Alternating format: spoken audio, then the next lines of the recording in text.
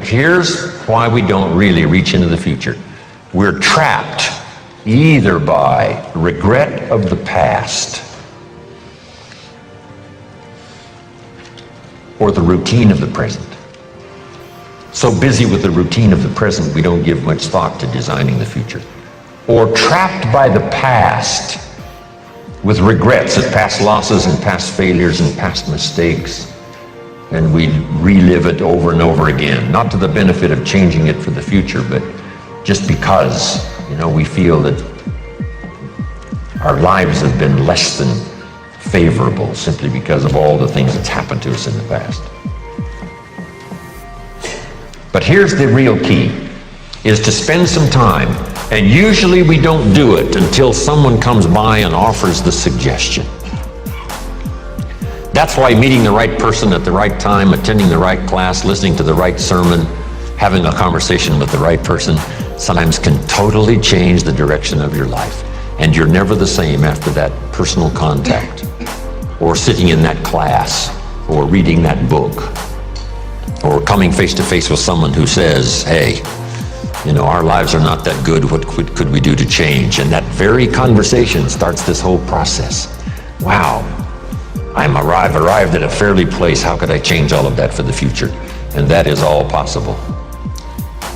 And this point of contact, maybe today, will help change all of that and give some of you a new glimpse of some of the possibilities. We talked a little bit earlier about the possibilities and believing that the possibilities were possible for you, then going to work and make them happen. But let's talk now about setting goals and see if we can't make this really meaningful. Here's the next key. Make sure that the greatest pull on you is the pull of the future. Not the pull of the past that keeps taking you back. Not the pull of gravity, like the present, that just keeps you sort of stuck where you are. But we want to make sure that the greatest influence and pull on us is the pull of the future. If you have powerful goals well designed, and plenty of them, to stir your imagination, here's what they will do. Goals become like a magnet. And the bigger they are and the stronger they are and the longer the list and the more things you'd like to acquire during the course of your lifetime, the stronger they pull. And here's the other advantage in setting goals, so that these goals begin to pull you in that forward future direction.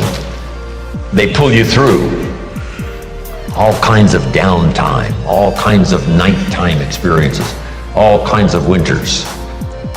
You can much more easily survive the next crisis, the next winter of your life, if you have well-set goals, finely tuned, places you want to go, things you want to do, people you want to meet, skills you want to develop, fortune you want to make, benevolence you want to engage in.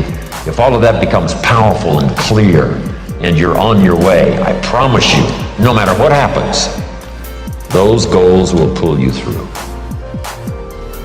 You won't be lost in the middle because you'll be able to see beyond. So with that in mind, let's now engage in this little session. It may be one of the most important for the weekend, designing the next 10 years. I want you to take a fresh piece of paper, or at least put a title up on one page and call it Goals Workshop. And in this Goals Workshop, I'm going to ask a series of questions, and I want you to write down the question first and then do the exercise. Okay? Write down the question first and then do the exercise. If you're ready to go, say, let's go.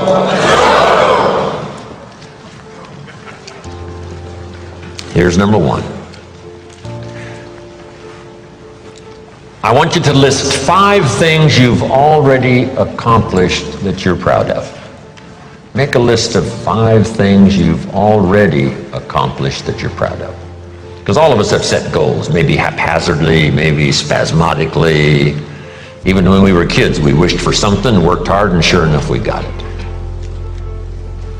List 5 achievements, 5 goals that you've reached in the past already that you're proud of. If you won a gold medal at the Olympics, that would be a good one to put on there. Whatever you've accomplished, just a list of 5 things. This is just a little review that, we're not sitting in a very bad place. We've all accomplished some things. Some of us, a lot of things. When you're working with children, this is a good exercise to start with. What have you already accomplished that you're proud of? In this little country town in Idaho, I graduated 3rd in my class in high school. And I'm going to another class reunion in September. I graduated in 1949, 3rd in my class. I was pretty proud of that, because I wasn't the smartest kid in the world. We're called the 49ers, Idaho 49ers, graduated in 1949. It'll be interesting, right? Another class reunion come September. Some of my classmates are still there in this little farm community, farmers, bankers, real estate people. It's a great group. 5 things you've already accomplished that you're proud of. Wish we had time here to go over everybody's list of 5. I'm sure some of you would be really impressed. 5 things, 5 achievements. So this list of 5 now proves, right, that you already know how to set goals. Maybe not as intensely as we're going to work on now, but you've already done it. You've already said, hey, this is it for me, I'm going for it, and sure enough, you did. Okay, here's what's next now.